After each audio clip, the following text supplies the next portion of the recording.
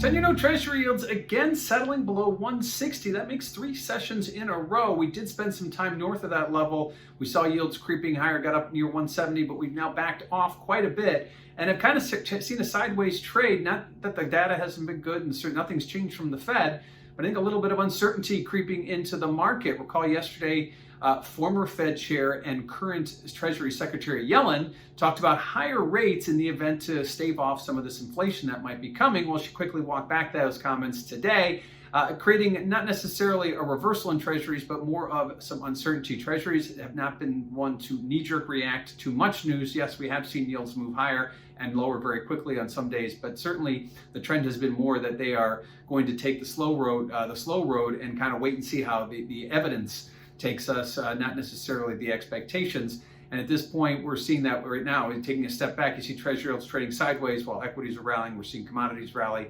We're seeing the dollar rally as well. But we're seeing Treasury yields remain pretty much steady here. We've been hovering right around this 160 mark again, settling below it for the 3rd consecutive session.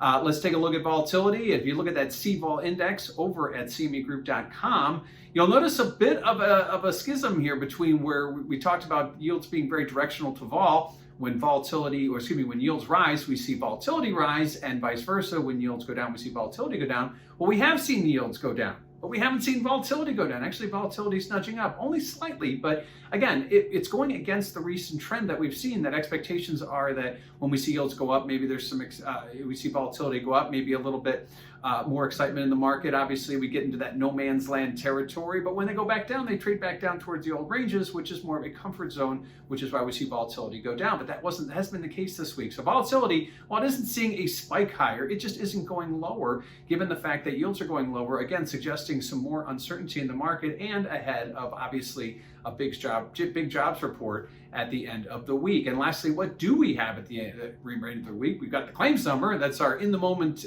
snapshot of what the jobs numbers are looking at. We're expecting a decline in unemployment claims this week, which is good, but we still remain at about 540,000 expectations. But that is still about 2.5 times what it was prior to the pandemic. So again, we need that to continue to go lower to get back to more of a normal jobs market. We are seeing that it's just moving at a very slow pace. We also get the Fed's financial stability report tomorrow, which really won't raise any eyebrows unless it comes in off the charts.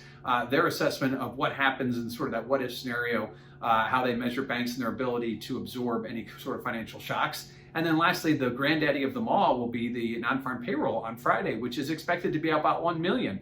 Now, given the fact that ADP today came in a little weaker than expected, and it's kind of relative here, it came in with 742,000 private jobs, but they were expecting about 850. So while it was a very strong report, it did not meet expectations. And that might be one of the thorns in the side of the bond market right now, is that while numbers are better and stronger, they're not meeting expectations. That may be one of the reasons why we see yields kind of drifting off, maybe waiting for that confirmation on Friday with the non-farm payroll number. So again, 3 consecutive days that 10-year note yields have settled below 160 as we await Friday's non-farm payroll number.